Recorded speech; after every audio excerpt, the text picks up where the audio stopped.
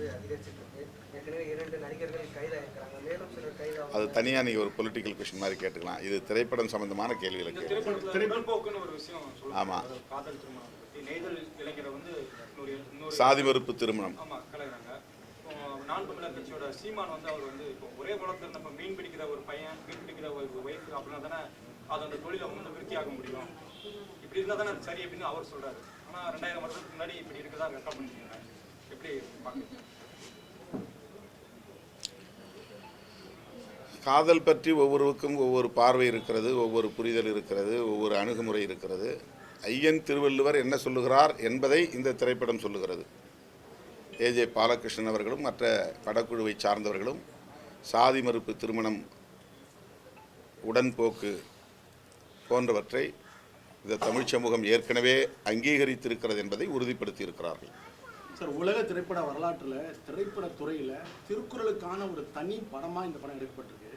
எதிர்காலத்தில் இது மாதிரி படங்கள்லாம் வரணும்னு நீங்கள் ஆசை? இந்த திருக்குறளை வைத்தே இன்னும் பல படங்களை எடுக்க முடியும்.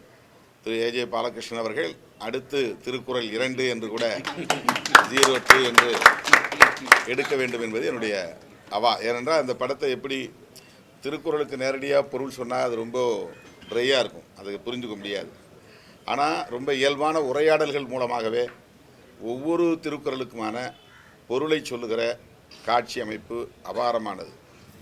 இந்த திரைப்படத்தில் உள்ள சிறப்பே அதுதான்.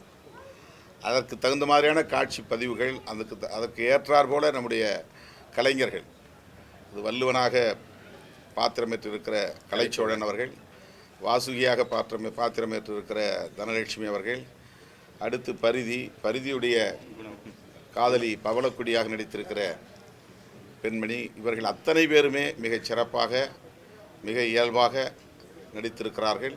தூய தமிழை, நல்ல தமிழை, பழந்தமிழை பேசுவதால் கொஞ்சம் நமக்கு திரைப்படம்னா கொலைக்கலாக பேசணும், இயல்பாக பேசணும் அப்படிங்கிற ஒரு மரபை உடைத்து அந்த காலத்தில் எப்படி இருந்திருப்பார்கள் என்கிற அந்த கோணத்தில் அந்த உரையாடல்களும் அமைந்திருக்கின்றன. அந்த உரையாடல்கள் நமக்கு பழக்கமானவை தான், அதில் ஒன்றும் புதிய உரையாடல் முறை அல்ல, ஏற்கனவே இருந்த ஒரு உரையாடல் முறைதான். நல்ல புதிய சொற்கள், ஏராளமான குறளில் கையாளப்பட்டிருக்கிற சொற்களே ஏராளமான சொற்கள் அதில் இருக்கு. திருமணம் என்றாமல் மனவினை என்று சொல்லுகிற அதுபோல் பல சொற்கள், புதிய புதிய தமிழ் சொற்கள் உரையாடல்களில் இடம்பெற்றிருக்கின்றன. அவற்றை நடிகர்கள், இந்த கலைஞர்கள் மிக இயல்பாக உச்சரிக்கிறார்கள். அதில் அவர்களுக்கு எந்த சிரமமும் இருப்பதைப் போல தெரியவில்லை. இந்த குறளை உச்சரிப்பதாக இருந்தாலும் சரி, அந்த உரையாடல்களை பங்கேற்பதாக இருந்தாலும் சரி, மிக இயல்பாக கலைஞர்கள் தம்முடைய திறன்களை வெளிப்படுத்தி இருக்கிற ஒரு திரைப்படமாக இது இருக்கிறது. திருக்குறளை வைத்தே இன்னும் பல பாகங்களை உருவாக்க முடியும். அதற்கு ஏஜே பாலகிருஷ்ணன் அவர்கள் முன்வருவார் என்று நான் நம்புகிறேன். சார், கல்லுண்ணாமை பற்றி வள்ளுவர் பேசியிருக்காரு. நீங்களும் வந்து உங்கள் கட்சி சார்பாக எல்லா வித போதைப் பொருளிலிருந்து விடுபடணும், அதை ஒழிக்கணும்னு சொல்லி பெரிய மாநாடு நடத்துறீங்க. ஆனால் கல் வந்து தமிழரோட ஒரு அங்கம், அதை வந்து தடை செய்யக்கூடாது, அதை அரசாங்கம் வந்து அங்கீகரிக்கணும்னு சொல்லி அரசியல் கட்சிகள் போராடுறத, அந்த கோரிக்கை வைக்கிறத நீங்கள் எப்படி பார்க்குறீங்க? அதை முதல்ல தான் நான் சொல்லிட்டேன். விடுதலை சிறுத்தைகளை பொறுத்தவரையில் அல்லது என்ன தனிப்பட்ட முறையில் கல்லும் கூடாது என்பது தான். எந்த வகையான மது போதையேற்றக்கூடிய எந்த பொருளும் அரசு அங்கீகரிக்கக்கூடாது. மக்கள் அது மாதிரி இருக்காங்கன்னா, தெரியாமல் செய்கிறாங்கன்னா அதை தண்டிக்கலாம், சட்டம் போட்டு அதை தடுக்கலாம். ஆனால் அதை வந்து நம்ம வந்து சட்டப்பூர்வமாக்குவது என்பது ஏற்புடையதல்ல. சார், இதில் உடன்போக்கு அப்படி அன்றைய காலத்தை உடன்போக்குன்னு சொன்னீங்க. இன்றைக்கு வந்து அதை வந்து நாடக காதல் அப்படின்லாம் வந்து டாக்டர் ராமதாஸ் வந்து கடுமையாக விமர்சிச்சிருக்காரு. தலித்தல்லாத கூட்டமைப்புன்னு ஒன்று உருவாக்கியிருக்காரு. அதுக்கெல்லாம் விடை சொல்லக்கூடிய ஒரு படம் தான் அந்த திருக்குறள். அது ஸ்டாலினுக்கு காட்டணுமா இல்லை ராமதாஸ் அவர்களுக்கு காட்டணும்? அரசியல் களத்தில் மக்களுக்கு பணியாற்றக்கூடிய ஒவ்வொருவரும் பார்க்க வேண்டியது. முதல்வர் பார்த்தால் இன்னும் அது கூடுதலான செய்தியாக மக்களுக்கு போய் சேரும் என்பதனால் நான் முதல்வரை பார்க்க வேண்டும் என்று சொல்லுகிறேன். அவ்வளவுதான். ஒருவேளை இந்த திரைப்படத்தை பார்த்துட்டு அவர் ரியலைஸ் பண்ணி மீண்டும் திமுக கூட்டணிக்குள் அவர் வந்தா உங்களுடைய இதெல்லாம் ரொம்ப அதியூகமான கேள்வி. இது ரொம்ப அதியூகமான கேள்வி. அப்படிலாம் நான் நிகழ்ந்துடாது. அதான் அரசியல் கேள்வி வேண்டாம்னு நினைக்கிறேன். நீங்கள் திருக்குறள் பற்றி மட்டும் கேட்டிங்கன்னா நல்லாயிருக்கும். அரசியல் கேள்விகள் கேட்டு அது நீங்கள் கம்ப்ளீட்டாக அது டைவெர்ட் ஆயிரும். அதை நீங்கள் தனியாக வாங்க, நம்ம அலுவலகத்தில் பேசுவோம். வந்து கல் குடிக்கூடாதுன்னு எதிர்த்தாரு. இந்த படத்துலயும் திருவள்ளுவரும் அதே சொல்லியிருக்காங்க. ஆனா சில அரசியல் கோமாளித்தனம் பண்றவங்க வந்து குடிங்க, கல்லு வந்து குடிச்சு கல்லு மரத்துல ஏறி காய்ச்சோன்னு சொல்லி அதை வந்து சொல்றாங்க. அதை நீங்க எப்படி எதிர்க்கிறீங்க? அதுக்கு கண்டனத்தை வந்து நீங்க எப்படி சார் தெரிவிக்கிறீங்க? இல்லை, அதான் சொன்னேன், போதை வந்து எந்த வடிவத்தில் வந்தாலும் எதிர்க்க தான் செய்யணும். ரெண்டு பேருமே பதில். ஆமாம், போதை வந்து எந்த வடிவத்தில் வந்தாலுமே வந்து எதிர்க்க தான் செய்யணும். ஏன்னா மனிதன் வந்து போதை இல்லாத இருந்தால் மனிதனாக இருப்பான். வள்ளுவர் பிணம்னு சொல்கிறாரு. தண்ணி இப்போ நானே என்னுடைய தொடர்பில் இருக்கிறவன் வந்து தண்ணி அடிச்சுட்டு பேசினான்னா நான் இப்போ ஒரு பிணத்துக்கிட்ட பேசிகிட்டு இருக்கேன்னு சொல்லுவேன். அது எங்கள் அலுவலகத்தில் எல்லாரும் தெரியும். ஏதாவது எங்கிட்ட பேசினான்னா நான் ஒரு பிணத்திடம் பேசி கொண்டு இருக்கிறேன். இதுதான் எங்களோட நிலைப்பாடு. ஏன்னா நான் பிறந்ததுலேருந்து நான் வந்து எதுவுமே குடித்ததில்லை, கள்ள சாராயமே குடித்ததில்லை. ஆமாம், அப்போ அதை தான் வள்ளுவர் அதான் சொல்லியிருக்கிறாரு. என்னோட நிலைப்பாடு அதுதான், சாரோட நிலைப்பாடு அதுதான். இப்போ நடுநாட்டின் மீது படையெடுத்து வடுகர்கள் வருகிறார்கள், கூலிப்படை வருகிறார்கள் அப்படின்னு சொல்லும்போது அந்த படத்தில் ஒரு இடத்துல அந்த படையில் வரக்கூடியவர்கள் பலர் மது போதையில் வருவார்கள் அப்படின்னு சொல்லுவாங்க. அப்படின்னா ரொம்ப ஈஸி நம்ம அவங்களை வெற்றி பெறுவதற்கு அப்படின்னு ஒரு வசனம் வருது அந்த இடத்துல. படை வீரர்கள் கூட குடிபோதையில் அந்த காலத்திலையும் போரில் பங்கேற்று இருக்கிறாங்க. அவங்க வந்து கூலிப்படையாக வராங்க. அந்த கூலிப்படையினரை எதிர்கொள்வது எளிது. நம்ம படை வீரர்கள் அப்படி யாரும் குடிக்கக்கூடாது. கருப்பட்டியில் புளியை கரைச்சி அந்த பானத்தை கொடுக்கணும். அது அவங்களுக்கு உற்சாகத்தை தரும், நல்ல எனர்ஜி, அந்த ஆற்றலை கொடுக்கும் அப்படின்னு அந்த கல்லுக்கு மாற்றாக வள்ளுவர் கருப்பட்டியில் புளியை கரைத்து கொடுக்கக்கூடிய பானத்தை சொல்கிறார். அது படத்தில் வச்சுருக்கிறாங்க. அதனால் வந்து போதை எந்த வடிவத்திலும் மனித குலத்தை பாழ்படுத்தக்கூடாது. அதை நம்ம வந்து நியாயப்படுத்த முடியாது. பதநீர் வேற, கல் வேற. ஒரு மரத்து கல் குடித்தா உடலுக்கு நல்லதுன்னு கிராமத்தில் பழமொழி உண்டு. ஒரு மரத்து கல்லை எடுத்து லட்சக்கணக்கான மக்களுக்கு சப்ளை பண்ண முடியாது. அதனால் கல்லுக்கு உற்பத்தி என்பது வந்து போதுமானதாக இருக்காது என்கிற போது கல்லிலும் வந்து கலப்படம் உருவாகும். போதைக்கான கலப்படம் வந்து கெமிக்கல்ஸ் அல்லது வேறு விதமான பொருட்கள், அதில் டயசப்பாம்ங்கிற ஒரு மாத்திரையே கலந்து தான் விற்கிறாங்கிறதெல்லாம் அனாலிசிஸ் ரிப்போர்ட் நமக்கு சொல்கிறாங்க. அதனால் அதுக்குள்ளே நம்ம போக வேண்டியதில்லை.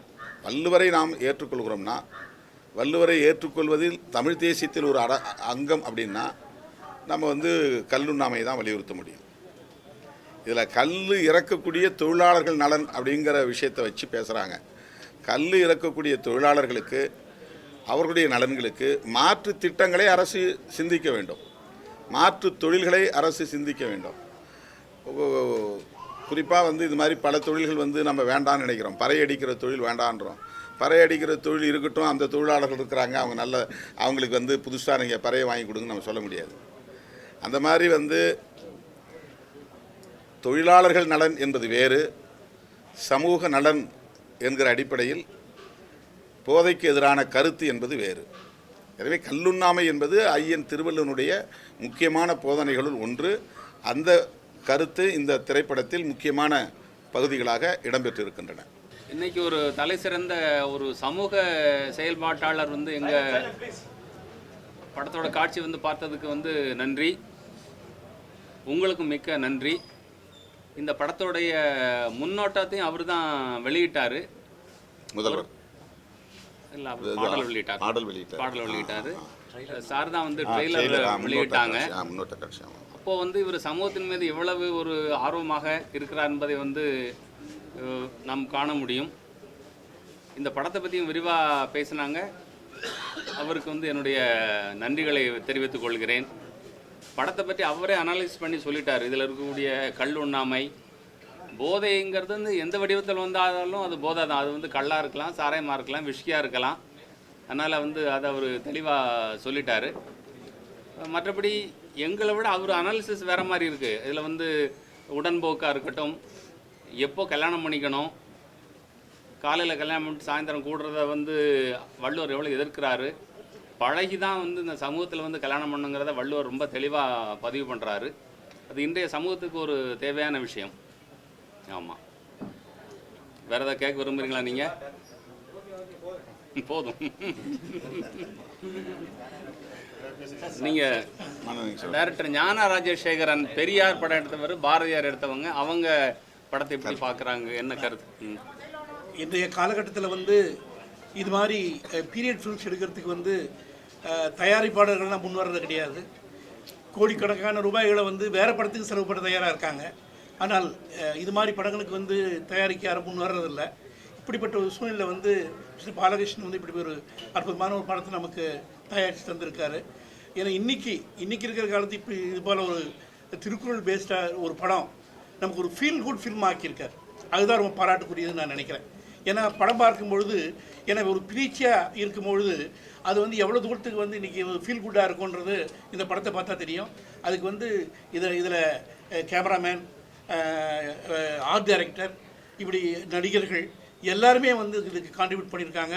பின்னணி இசை வந்து நம்மளை வந்து இந்த படத்தோடு ஒன்றை வைக்குது. பாடல்கள் எல்லாமே வந்து இன்றைக்கி ஒரு ஃபீல் குட் ஃபில்மாக இது ஆக்கியிருக்காரு. அதுக்காக வந்து நான் வந்து நிச்சயமாக இது ஒரு மிகப்பெரிய சவால். ஏன்னா திருக்குறள் மாதிரி ஒரு திருவள்ளுவர் மாதிரி ஒரு ஆளுமை, திருக்குறள் மாதிரி ஒரு அற்புதமான ஒரு இதை வந்து இன்றைக்கி இருக்கிற ஒரு நவீன படமாக அவங்க தந்திருக்கிறது வந்து ரொம்ப மகிழ்ச்சி அளிக்குது. இப்படிப்பட்ட படங்கள் வந்து ஆதரிக்கப்படணும், அங்கீகரிக்கப்படணும்னு நான் வேண்டிக்கிறேன். அவ்வளோதான் நான் சொல்ல வருவேன். தேங்க்யூ. ரமணா கம்யூனிகேஷன்ஸ் தயாரிப்பில் ஏஜே பாலகிருஷ்ணன் அவர்களின் இயக்கத்தில் செம்பூர் ஜெயராஜ் அவர்களின் எழுத்தில் உருவாகியிருக்கும் திருக்குறள் என்னும் திரைப்படம் தமிழ் சமூகத்தில் போற்றப்பட வேண்டிய ஒரு படைப்பாக இன்றைக்கு வெளிவந்திருக்கிறது. திரைப்படங்கள் என்றாலே வணிக ரீதியில் வெற்றி பெற வேண்டும் என்று திட்டமிடுவது இயல்பானது. அதற்கேற்ப கதை அமைப்பு, காட்சி அமைப்பு போன்றவை உருவாக்கப்படும். அவ்வாறு இல்லாமல் 2000 ஆண்டுகளுக்கு முன்னால் தமிழ் சமூகம் எவ்வாறு வாழ்ந்தது என்பதை இன்றைய தலைமுறைக்கு எடுத்துக்காட்டக்கூடிய வகையில் ஐயன் திருவள்ளுவனின் படைப்பான உலக பொதுமறையாய் போற்றப்படும் திருக்குறளை கருப்பொருளாக கொண்டு படைக்கப்பட்டிருக்கிற ஒரு மகத்தான காவியம் திருக்குறள். சமூக நோக்கு மட்டுமே இந்த திரைப்படத்தின் முதன்மையான கருப்பொருளாக இருக்கிறது.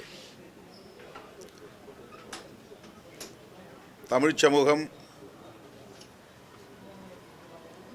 2000 ஆண்டுகளுக்கு முன்னால் எப்படி பண்பட்ட சமூகமாக வாழ்ந்திருக்கிறது, அறம் தழைத்திருந்தது, வீரம் எவ்வாறு செறிவாக இருந்தது, குடும்ப வாழ்க்கை, இல்லற வாழ்க்கை என்பது எவ்வளவு இனிமையாக இருந்தது என்பதையெல்லாம் 2.25 மணி நேரம் திரைப்படமாக ஏஜே பாலகிருஷ்ணன் அவர்கள் படைத்து நமக்கு அருளியிருக்கிறார். இன்றைக்கும் ஐயன் திருவள்ளுவன் நமக்கு தேவைப்படுகிறார், திருக்குறள் நமக்கு தேவைப்படுகிறது. இந்த சமூகம் வழிதவறி போய்விடக்கூடாது, அறம் தழைத்த ஒரு சமூகமாகவே இது தன்னை நெறிப்படுத்தி கொள்ள வேண்டும் என்கிற பொறுப்புணர்வோடு எடுக்கப்பட்ட ஒரு திரைப்படம் திருக்குறள். இதற்கு திருவள்ளுவர் என்று கூட பெயர் வைக்காமல் திருக்குறள் என்று பெயரிட்டிருப்பதிலேயே இயக்குனர் ஏஜே பாலகிருஷ்ணன் அவர்களின் பார்வை எவ்வளவு பொறுப்புள்ளதாக இருக்கிறது என்பதை உணர முடிகிறது. ஐயன் திருவள்ளுவன் 2000 ஆண்டுகளுக்கு முன்னால் தமிழர்களுக்காக மட்டுமின்றி ஒட்டுமொத்த மனித குலத்துக்கே, மானுட சமூகத்திற்கே வழங்கியிருக்கிற ஒரு அருட்கொடை திருக்குறள். 1330 குறள்களுக்கும் நாம் திரைப்படம் எடுக்க முடியும். ஆனால் அறத்துப்பாலிலிருந்து, பொருட்பாலிலிருந்து, இன்பத்துப்பாலிலிருந்து சில குறள்களை தேர்வு செய்து அந்த குறள்களின் பொருள்களை அடிப்படையாக கொண்டு திரைக்கதை அமைத்து எந்த சோர்வும் இல்லாமல் 2.25 மணி நேரம் அமர்ந்து திரைப்படத்தை பார்க்கக்கூடிய அளவுக்கு மிக வெற்றிகரமாக இதனை இயக்குனர் ஏஜே பாலகிருஷ்ணன் அவர்கள் படைத்திருக்கிறார். செம்பூர் ஜெயராஜ் அவர்களின் எழுத்து நல்ல தமிழ், ஐயன் திருவள்ளுவனின் தமிழ் இயல்பாக பேச முடியும் என்பதற்கான ஒரு அடையாளமாக, உரையாடலில் இயல்பாக அதை பயன்படுத்த முடியும் என்பதற்கு ஒரு அடையாளமாக அவருடைய எழுத்து இங்கே இந்த திரைப்படத்தில் சாட்சியமாக இருக்கிறது, அடையாளமாக இருக்கிறது.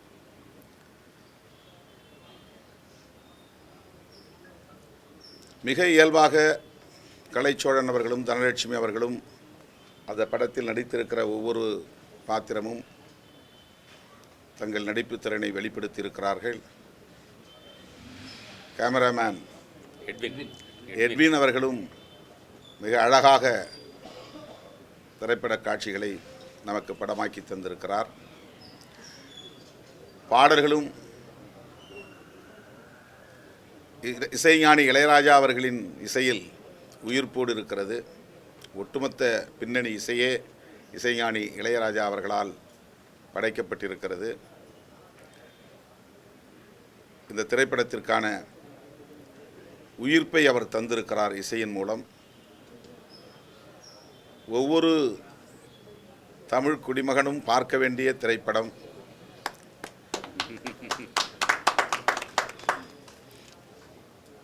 இந்த காலத்திற்கு பொருத்தமான குரல்களை தேர்வு செய்து அதை கருப்பொருளாக்கி இந்த படத்தை தமிழ் சமூகத்திற்கு தந்திருக்கிறார்கள். எனவே இந்த திரைப்படத்தை மாண்புமிகு தமிழக முதல்வர் அவர்கள் பார்க்க வேண்டும் என்பது என்னுடைய விருப்பம்.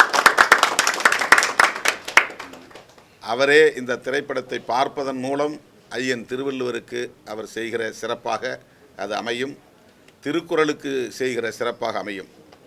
முத்தமிழறிஞர் கலைஞர் அவர்கள் முதலாக ஆட்சி பீடத்தில் ஏறிய போது ஐயன் திருவள்ளுவனின் திருக்குறள் பேருந்து ஒவ்வொரு பேருந்திலும் இருக்க வேண்டும் என்று ஆணையிட்டார். வள்ளுவருக்கு கோட்டம் அமைத்தார். வானுயர சிலை குமரி முனையிலே முக்கடல் சங்கமிக்கும் இடத்திலே நிறுவினார். குறளோவியம் தீட்டினார். குறளுக்கு அவர் கொடுத்த முன்னுரிமை என்பது அளப்பரியது. திரைப்படத்தின் கடைசி காட்சி குமரி முனையில் வானுயர நிமிர்ந்து நிற்கும் ஐயன் திருவள்ளுவனின் சிலைதான். நம் நெஞ்சில் அப்படியே ஆழமாக பதியக்கூடிய வகையில் திருக்குறளின் முக்கியத்துவம் ஒவ்வொரு காட்சியிலும் பதிவாகி இருக்கிறது. ஆணவ கொலை இன்றைக்கு அதிகம் பெருகி வருகிற சூழலில் காதலுக்கு எதிர்ப்பு கடுமையாக சமூக பரப்பில் பரவி வரும் சூழலில் காதல் எவ்வளவு புனிதமானது, அதிலும் உடன்போக்கு எவ்வளவு முக்கியமானது. இன்றைக்கு காதலனும் காதலியும் பல்வேறு காரணங்களால் நெருக்கடிகளால் வெளியேறுகிற போது கூலிப்படை வைத்து அவர்களை தேடி இருவரையுமே மாய்க்கும் வேளையில்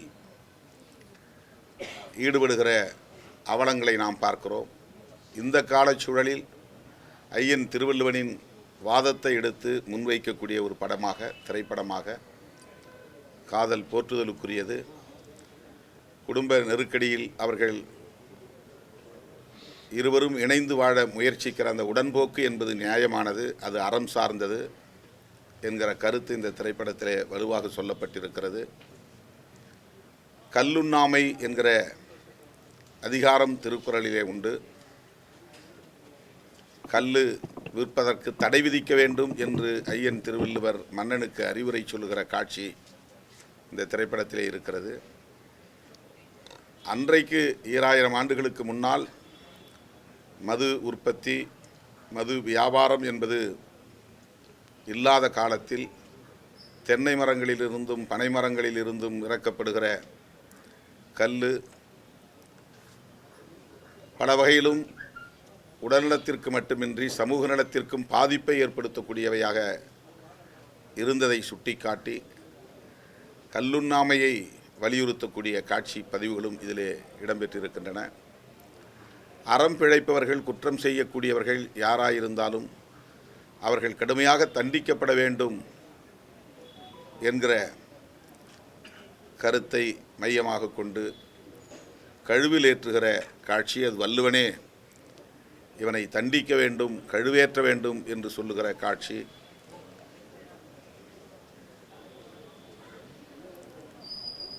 அதேபோல தமிழர்களுக்கு இடையிலே பகை கொண்டு ஒருவருக்கொருவர் மோதிக்கொள்வது, தமிழ் சமூகம் பாழ்பட்டு போகும் என்று ஐயன் திருவள்ளுவன் கவலைப்படுவது, அதற்காக முன்னின்று அரசர்களுக்கு அறிவுரை வழங்குவது போன்ற இந்த காட்சி அமைப்புகள் எல்லாம் நமக்கு பல புதிய தகவல்களை தருகிறது. வெறும் புலவனாக இருந்து பாடல் எழுதக்கூடிய ஒரு பேரறிவாளனாக மட்டும் ஐயன் திருவள்ளுவன் வாழவில்லை. சமூகத்தில் நிலவுகிற அவலங்களை போக்க வேண்டும், பகைமையை ஒழிக்க வேண்டும், அன்பை பரப்ப வேண்டும், காதலை போற்ற வேண்டும் என்கிற பொறுப்புணர்வோடு வாழ்ந்த ஒரு பேரறிவாளன் ஐயன் திருவள்ளுவன் என்பதை இந்த திரைப்படம் நமக்கு படிப்பிக்கிறது, போதிக்கிறது. ஆகவே அறத்தின் மீது நம்பிக்கை உள்ளவர்கள், காதலை போற்றக்கூடியவர்கள், சமூக நலத்தில் ஈடுபாடு உள்ளவர்கள், பகைமை கூடாது, சகோதரத்துவம் மேலோங்க வேண்டும் என்று விரும்பக்கூடியவர்கள் அனைவரும் போற்ற வேண்டிய ஒரு திரைப்படம் திருக்குறள். இந்த காலச்சூழலில் இப்படி ஒரு முயற்சியை மேற்கொண்ட இயக்குனர் ஏஜே பாலகிருஷ்ணன் அவர்களையும் அவரோடு இணைந்து பணியாற்றிய இந்த படக்குழுவினர் அனைவரையும் நான் நெஞ்சார பாராட்டுகிறேன். இவர்களுக்கு செய்யக்கூடிய பேருதவி, இந்த படம் வெற்றி பெற வேண்டும், இந்த படத்திற்காக செலவு செய்த தொகை மீளப்பெற வேண்டும் என்பதையெல்லாம் தாண்டி இவர்கள் செய்திருக்கிற செயல் அளப்பரிய செயல் என்பதை அங்கீகரிக்கக்கூடிய வகையில் மாண்புமிகு முதல்வர் அவர்கள் இந்த திரைப்படத்தை பார்க்க வேண்டும் என்று மீண்டும் ஒரு முறை என்னுடைய வேண்டுகோளாக வைக்கிறேன். நன்றி.